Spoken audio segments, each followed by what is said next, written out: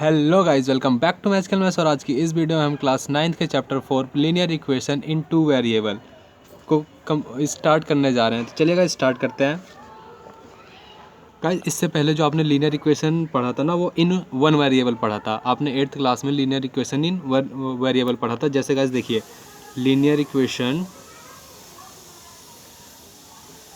In one variable, आपने ये 8th class में पढ़ा था। Linear equation in one variable, जैसे 2x + 5 = 0, 2y + 3 = 0, 2y = 0, x = 0, जहाँ पे सिर्फ एक ही बार वेरिएबल आए, जैसे एक ही वेरिएबल आए। यहाँ पे देखिएगा एक ही वेरिएबल आपने इन वन वेरिएबल पढ़ा था। वन वेरिएबल अब जो आप पढ़ेंगे क्लास 9th में, वो है लीनियर इक्वेशन इन टू वेरिएबल। क्लास 9th में आपका टू वेरिएबल है, जिसमें आप 2x + 5y = 0, यहाँ पे एक वेरिएबल दो वेरिएबल, एक वेरिएबल दो वेरिएबल। और जैसे 3x = 5y, यहाँ पे देखिएगा एक वेरिएबल दो वेरिएबल। पूरी इक्वेशन में आपको दो वेरिएबल होने चाहिए, वही पॉलिनोमियल इन टू वेरिएबल, लीनियर इक्वेशन इन टू वेरिएबल होगा। ठीक है। और इसकी स्टैंडर्ड फॉर्म क्या होती है? लीनियर इक्वेशन जो टू वेरिएबल्स में होती है, उसकी स्टैंडर्ड फॉर्म होती है गाइस ये ax + by + c = 0। ठीक है, ये जो होती है ये स्टैंडर्ड फॉर्म होती है। ठीक है, ये स्टैंडर्ड फॉर्म होती है। और अगर आपको क्वेश्चन में दिया हुआ ऐसे 5x + 4y + 3 = 0, और आपसे क्या पूछ रहा हो, ये आपको क्वेश्चन में दिया है सिर्फ, और आपसे बोला find value of A, B और सी। आपसे ए और बी और सी की वैल्यू पूछ, तो आप क्या करेंगे? आपको ये क्वेश्चन दिया हुआ है, आप इसको ऐसे लिखेंगे। ठीक है, = 0। अब इसकी स्टैंडर्ड फॉर्म क्या होती है? ax + by + c = 0। तो a के साथ, x वाले के साथ यहाँ पे a है और यहाँ पे 5 है, तो इसकी जो कॉरस्पॉन्डेंस होगा वही आपका a की वैल्यू होगी। जो यहाँ पे x के साथ a, यहाँ पे 5, तो a की वैल्यू 5। ठीक है, और यहाँ पे b की वैल्यू क्या हो जाएगी?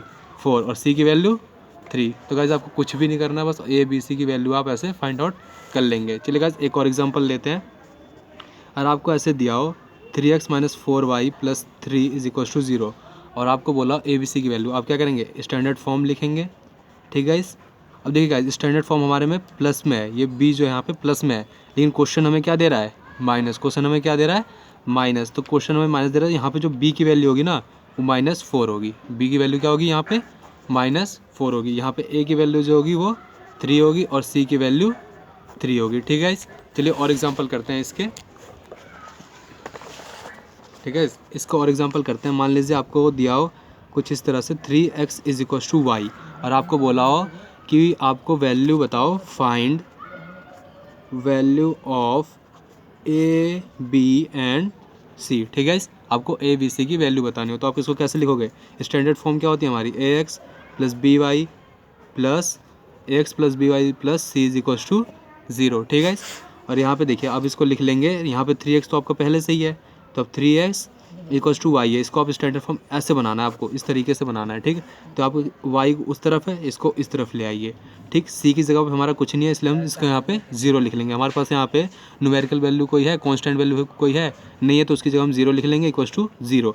जब आप इसको अगर वापस बनाना चाहेंगे तो आपकी यही वाली फॉर्म बन जाएगी। जैसे देखिए गाइस, अगर आप इसको बनाना चाहेंगे तो ये 3x - y = 0 होगा, और ये 3x = y बन जाएगा वापस से।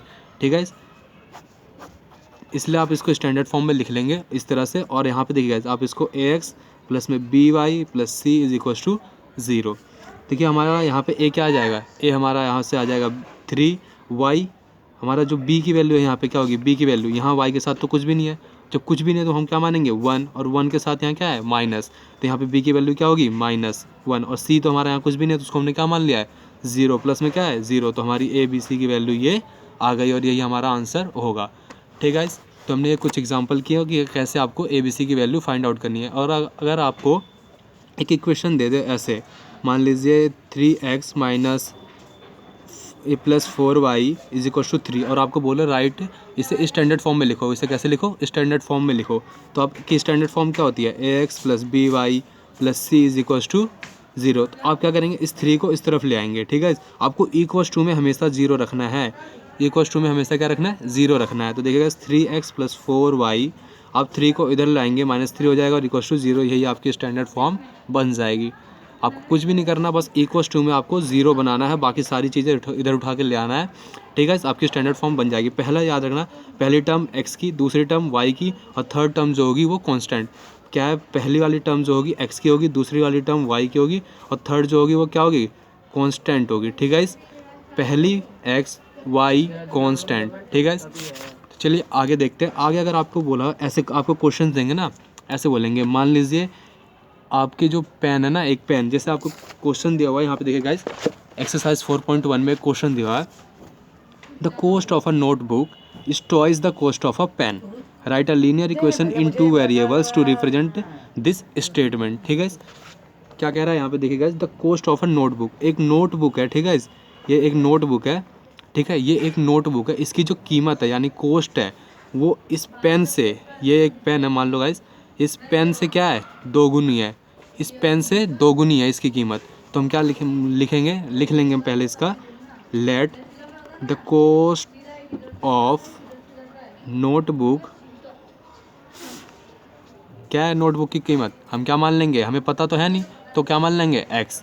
और हमारा जो पेन की कीमत क्या है, हमारे यहाँ पे पेन की कीमत, तो हम इसको मान लेंगे, let the cost of pen is, इसकी जगह हम इक्वल टू लगा लेंगे और उसको हम पेन की कीमत क्या मान लेंगे, y। और जो x है हमारा, x यानी हमारी नोटबुक, जो नोटबुक है अकॉर्डिंग टू क्वेश्चन, जो हमारा x यानी कि जो हमारी नोटबुक है वो किसके इक्वल है, नोटबुक हमारी इक्वल है twice of pen, twice of pen, यही आपका आंसर है, ठीक है। आपको ये ऐसे ही लिखना था कि देखिए गाइस यहाँ पे क्या बोला, write a linear equation in 2 variable to represent this statement. आपने ये लीनियर इक्वेशन लिख दी है, ठीक है। अगर आप इसकी स्टैंडर्ड फॉर्म लिखना चाहेंगे तो कैसे लिखेंगे, वैसे आपका ये आंसर है। अगर आप चाहें इसकी स्टैंडर्ड फॉर्म लिखना तो कैसे लिखेंगे, x माइनस का 2y, इधर प्लस में कुछ नहीं है तो आप यहाँ पे c के लिए कुछ भी नहीं है, 0 लिख देंगे इक्वल्स टू 0। अगर आप ये 0 नहीं लिखेंगे फिर भी चलेगा, ठीक है। तो यहाँ से आपका a क्या हो जाएगा 1, b क्या हो जाएगा -2 और c क्या होगा 0, ठीक है। आपको ये नहीं करना है इसमें, ये तो मैंने जस्ट एक एग्जांपल के लिए समझाया आपको, आपको ये नहीं करना है, यही चीज़ आपका आंसर हो जाएगा, ठीक है। तो देखिएगा यहाँ पे आप जैसे देखेंगे यहाँ पे 2 क्वेश्चन है, express the following linear equation in standard form, ठीक है। आपको ये सब जो है ना स्टैंडर्ड फॉर्म में लिखना है, जैसे आपने पहले करा ना, अभी जैसे एग्जांपल कुछ करे तो उसको आपने स्टैंडर्ड फॉर्म में लिखना है, ठीक है गाइस। तो इसको आपको खुद करना है, ठीक है, क्योंकि इसके सारे एग्जाम्पल करवा दिए गए हैं। तो मिलते हैं अगले वीडियो में, आज के लिए पीस आउट। तो गाइस ये हमारा जो नया चैनल है, आगे के एक्सरसाइज के लिए आप हमारे चैनल को सब्सक्राइब कर लीजिए। और हाँ, अगर आपको ये क्वेश्चन समझ में आया हो तो वीडियो को लाइक करें और अपने दोस्तों के साथ शेयर ज़रूर करें। Thank you.